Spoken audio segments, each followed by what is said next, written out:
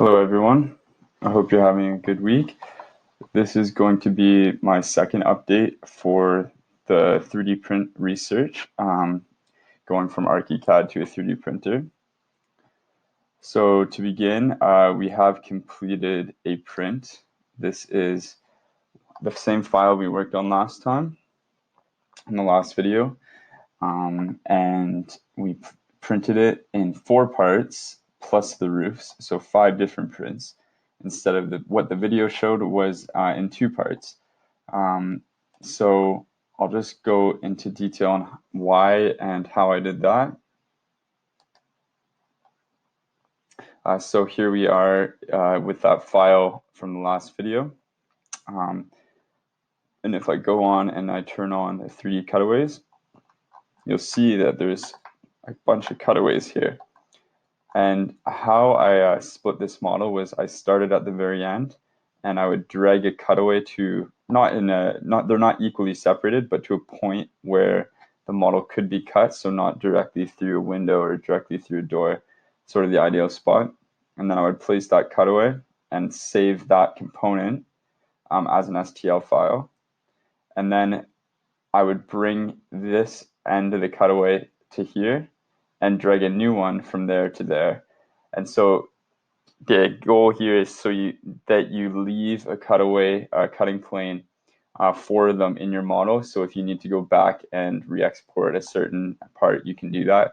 Otherwise, you'll never find the exact same part again. If that's not clear, just let me know. Another reason that I split it into 4 pieces instead of 2 was so that I could experiment with different settings on each print. And in the future, that won't be something you'll have to do often because I created a really good settings profile for our printer. But if there is something that goes wrong, doing it this way, your prints are a lot faster. They're only about, in this case, 12 hours a piece. Sometimes less, and if that messes up, it's just another 12-hour print versus it messing up at the 36-hour point of a 40-hour print and then having to redo that all over again. Then you're also wasting material. So ideally, it's better to print in as many parts as you can and then glue them together onto a base for that reason. But once you know your settings are working really well, as I'll show, and right now we're printing half of the model instead of in 2 pieces, we're printing it out as 1, and it's doing fine, but that's because we know the settings now. But it's kind of a good practice to do it this way. Another good practice is for certain parts of the model that you want to test and see if they print okay. I would actually, I created another file, which I'm going to open. This is just a copy of your good file, but the idea here is to use your cutting planes to actually take an item, so in this case, the bench, and place those cutting planes around the object, and then save just this object as an STL at the scale you're going to print. So for us, it was 1:250, and then print that piece. So you can see the top half here, ignore the bottom half. This was me testing how good these pieces would glue together, and they glue together so well that I can't take them apart right now. So, but you can see there was a test of the bench print on its own from the file that I just cut, and it worked really well. So you know that that's going to print properly in your 12-hour print. And this was just simply a 10-minute test. If you use the file that hasn't been converted to Morse and joined, Boolean joined or unioned, then you could just select the features individually and show those filters or show those elements in 3D, and it would accomplish the same thing. So that's everything for slicing into parts and doing test pieces. In the last video, I went a little bit into the creation of supports, and in the third part of my research, I'll look into supports a little bit. But for now, this model actually doesn't require supports, and I'll show you some photos why. So we can actually go and clear the supports.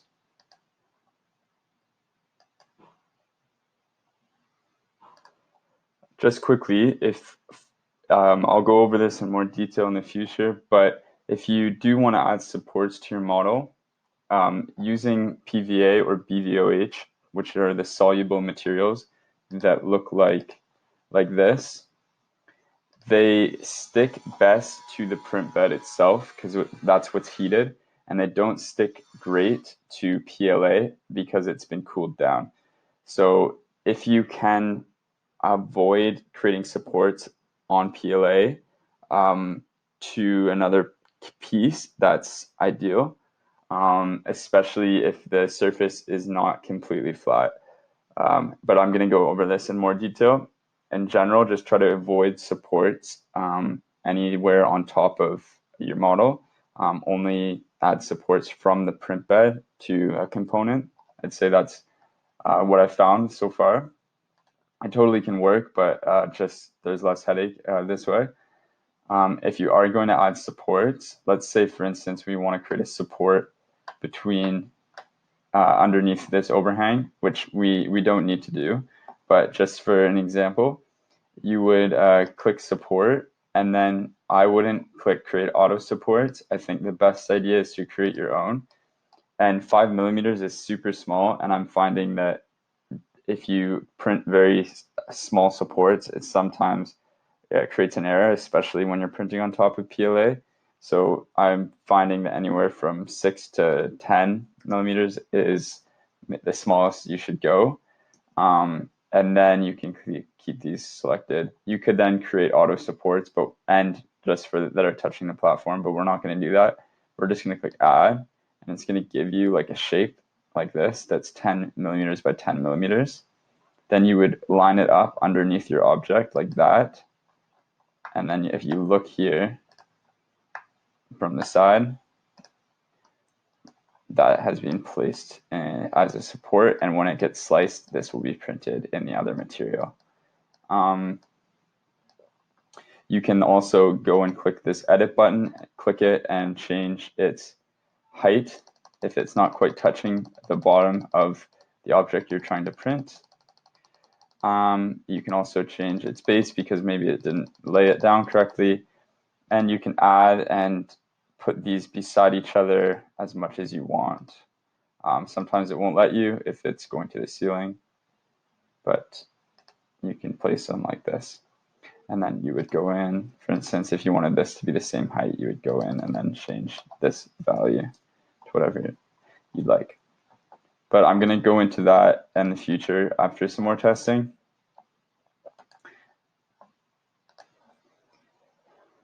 Once your model has the green check mark and you click start slicing, I will save a slicing profile, or I'll put it on the server for you to download to your own idea maker. This is the best slicing profile for PLA printing with BVOH or PVA as the support material. And if you have no supports, it's not going to add the second extruder anyways. So you just want to click this and slice.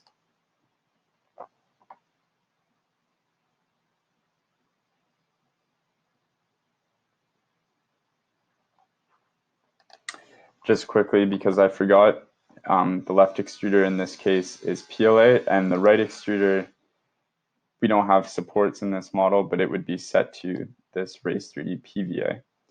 Then if you click these setting buttons, you want to make sure that this override slicing settings in template is also left unchecked. Okay, and then click slice. Here we have our little summary of the print, and as you can see, versus the last video I made, which was I think a 36-hour print time, this is using a lot less material and it's taking a lot less time as well. That's mostly because we're not printing with supports as we were in the last video. Now we can click preview. Here we have our sliced model, and it looks really well, really good. There's a few things that I'm going to show now through some photographs I took that explain some of these details. So let's go to my photos. All right, let's start with the support overhangs.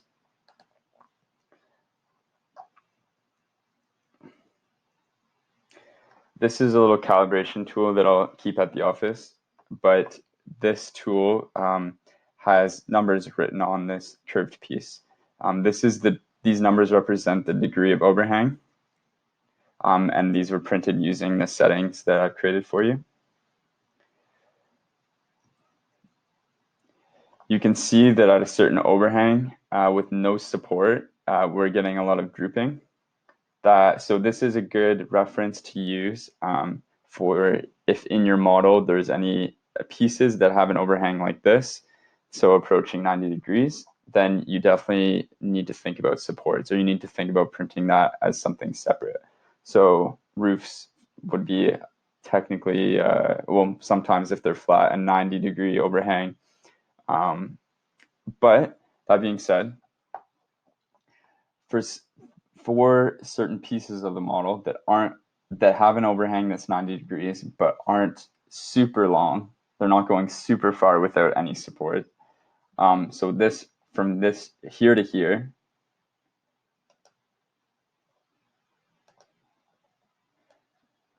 from there to there, this is 2.5 centimeters. This is called a bridge, and that is in the calibration tool, and the printer can print very high quality from a bridge of this distance at a 90-degree overhang. So what this means is, if we go into our model here, we had a lot of details that we thought would need supports. For instance, we thought that inside in the interior of all of these windows details would need supports, and this door would need supports. And especially if we go around to the side of the model,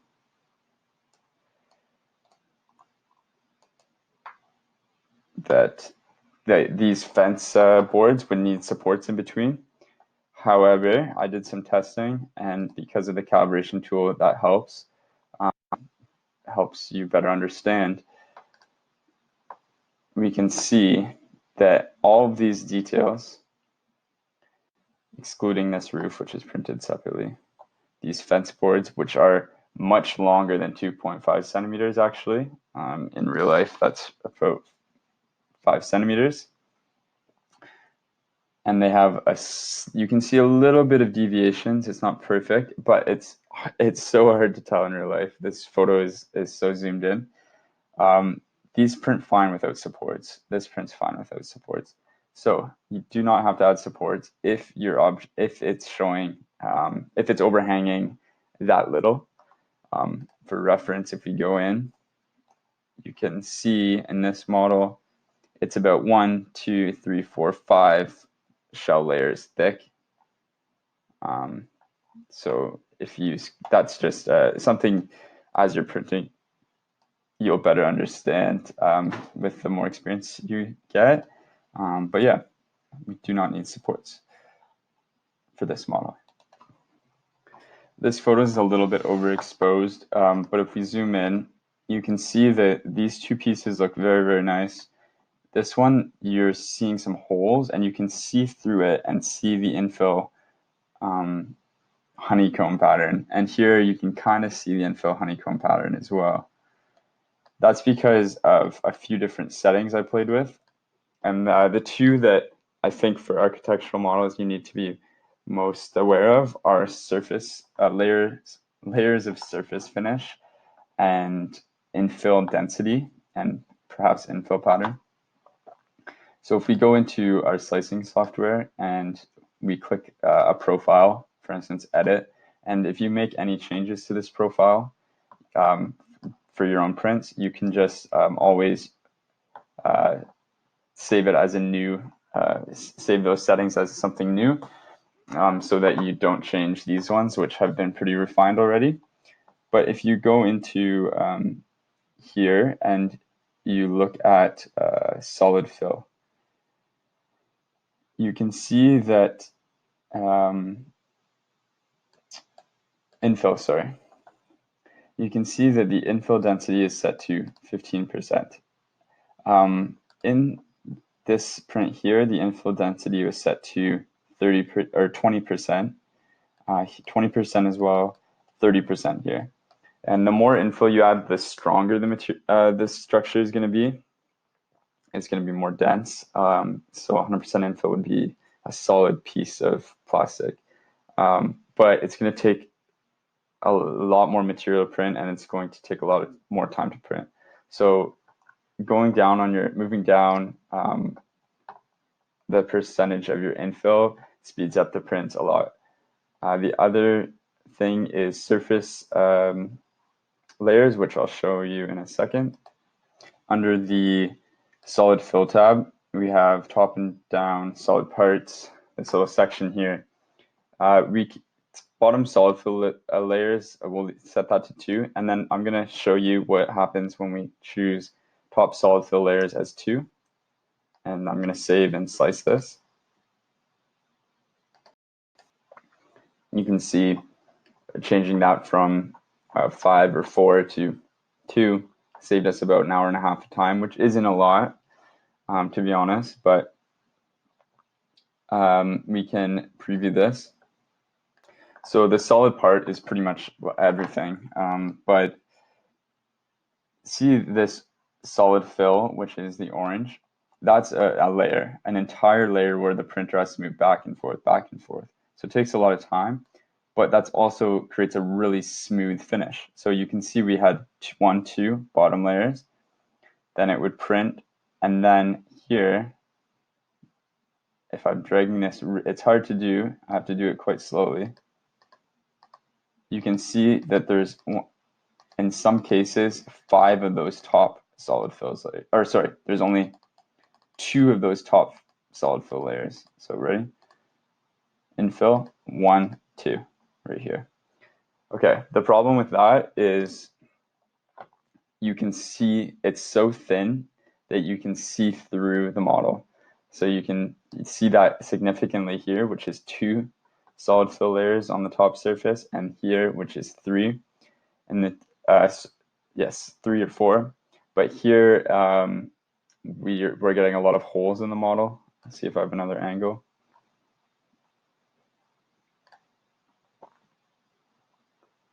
See how there's these holes.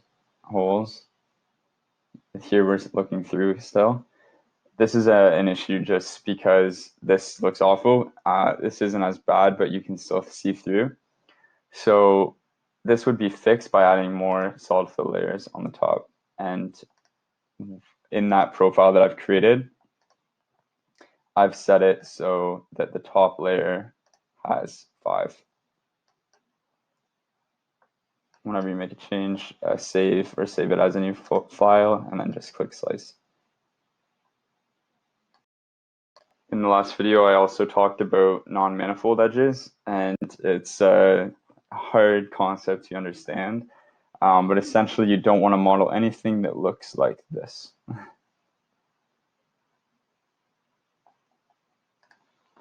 Okay, lastly, I'm just going to go through a few little details that I did some work with. Let's start with maybe parking spaces. So initially I printed the parking spaces too high, and they ended up looking like curbs. Even in this final model, I'd say they're a bit too high. For your reference, if we go in here and we'll slice this, or sorry, yeah, we'll take a preview. Oh, slice. We're going to go up and look at these, how many layers those parking spots are. So got about 1, 2, 3, maybe three layers tall. So that's about, each layer is about 0.4 millimeters. So that's about 1.2 millimeter tall parking spaces, I'd say you want to aim for 0.8 millimeters at this scale, and well, most scales. So that's something that in the model, before joining it, you could just lower all of those parking spaces. Same with any other detail you're trying to go for, which isn't like it's a flat detail and you're trying to make just a simple visual hierarchy adjustment. Then you know that you can play with 0.4 millimeters as a single layer and up. I'd say 0.4 is like almost invisible, but at least 0.8 millimeters, which is 2 layers using those settings, is something that you could use for details. Another thing I added was logos to the final model. These are about, count that there, there's about 4 layers deep. And in the final model, they turn out very well. You can see it here. You can see it. Let's look at the MMMC logo. You can see how well the logos turned out. I even had the scale of the model inset there. And that's simply just taking the vector version of the logo, or even the text, just doing your own text if it's just text, trying to make it similar, and simply creating a slab out of that vector using the magic wand, or creating a morph of it from it. But I found that sometimes, like this logo, for instance, is quite detailed, and I find that the morph is a heavier object in ArchiCAD than the slab. So anyways, you create those shapes, and then you do connect solid element operations, and you subtract that text from the slab here, and you hide that layer when you go to print. So that's how that's created. Pretty self-explanatory if you have been using ArchiCAD for a while. I can always make short little video clips of how some of this stuff is done if you like, but a lot of it's also on some forums and on YouTube. Okay, perhaps the last detail I'll go over in this video is the roofs. So in this model, we printed the roof separately because we wanted an exterior view of the model and not an interior view.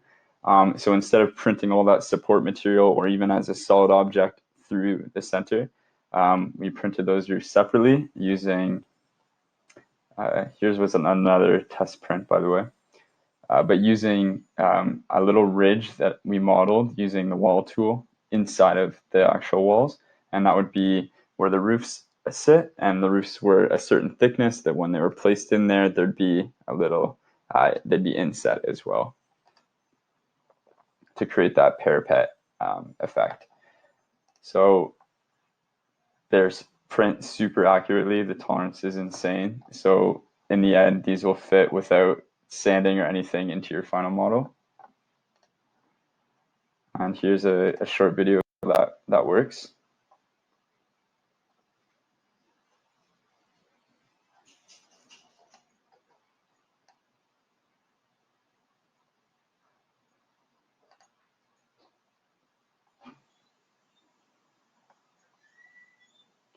So you can see it pretty much slides itself together.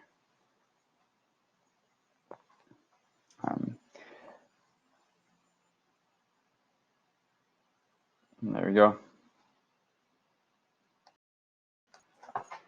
The roofs for some of these features, for instance, this one here, it actually looks like this in real life with a tiny little hole here. Now when it printed this hole too small. So the one that we attached to the final model we had to make an adjustment and just make that hole a little bit larger. And then we glued it in. And the roof's printed really quick, and it looks really, really nice. So that's how the roofs are created. Maybe in this final model here, I'll show you the layer for the roofs. So if I go into my layers here, and last time I didn't show how I set up the layers, but I created a layer for the 3D roofs. And if I visualize that layer and turn this off, then we'll see here a copy of all the roofs that would be on the model out on a single flat plane, because when we save this as an STL, just the roofs, we want them laying flat on the 3D print bed. And maybe the only difference here would, the only change would be this roof here, which we added a little bit of an offset on the bottom. So this is actually the bottom part of the roof, and that would then sit over, clip itself over top of this roof.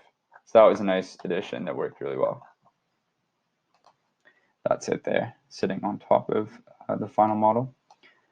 All of these sticks standing up, those are spots for trees. So the printer prints columns really well. So those are just a bit thinner of a column, and they're to scale of the majority of the trees that are going to be on the site.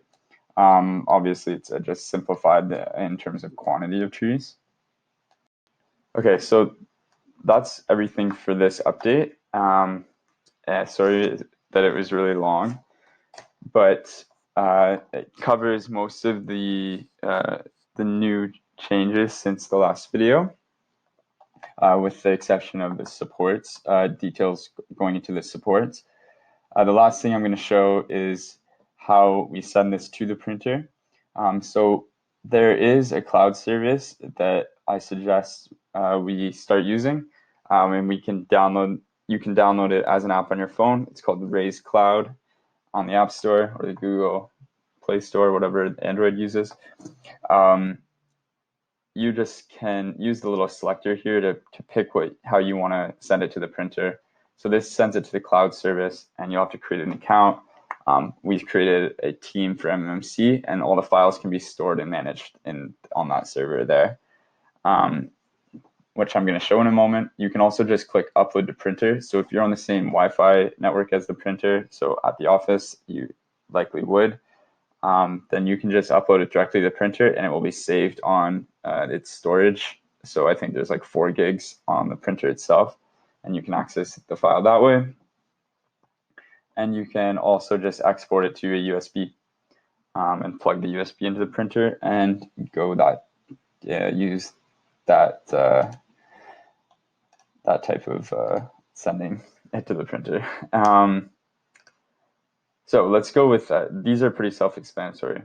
To connect to the printer, you just have to click that connect button, and if you're on the same Wi-Fi network, just click that arrow here and it will connect you to the printer. And this is currently printing that half that I was talking about. You can see there's 9 hours left in the print. It gives you some rough estimates on how far along it is. You can see we're not using the right nozzle on the printer currently, so it's at set to 0 degrees Celsius. The left nozzle's at 205, super hot. The heat bed's at a constant 60, and we can go in here and change that stuff during the print as well. You can do all of this on the touch screen that's attached to the printer. If we go here, we can see how it's going. So there's our model being printed. We can shoot some photos, turn the lights on, turn the lights off. Here's how you'd access the local storage. Here's how you'd access the USB storage if you plugged in. And you can, so if we go to local storage, you can see all the prints that I've saved to the printer. Some of those tests, for instance, like the bench, this little section, the wall. Okay. You can also click, you can see what's in the upload queue. You can go to your dashboard and it will show you all your successful prints. So if your print wasn't successful, you, at the end of the print, click that it wasn't successful so that it doesn't get saved here. You can see we've had the printer for about a week and a half now. It's done about 65 hours in printing time, and it's used almost 1 kilogram of PLA. And you can go through any of these files and click the play button, and it will give you a time lapse of that print. So that was a really short 1 hour print of that test material, but let's say we go here and this is going to buffer for a second. So yeah, we're just going into some of these details now, but I guess it's a good time to show it anyways. Let's talk about Raise Cloud in the meantime. So you can click Upload to Raise Cloud after it's been sliced like this. But it brings up the file here. So you can rename it and then just click Upload. So it's a 10 meg file. And once it's complete, you can click Manage Files in Raise Cloud, or you can click this arrow to see more details. But if we click Manage Files, it'll bring up your web browser. And here is that file. I think I'll make a separate video on using more the printer itself, the app, and the sort of team part of Raise Cloud. But that's also it's not too hard to figure out on your own.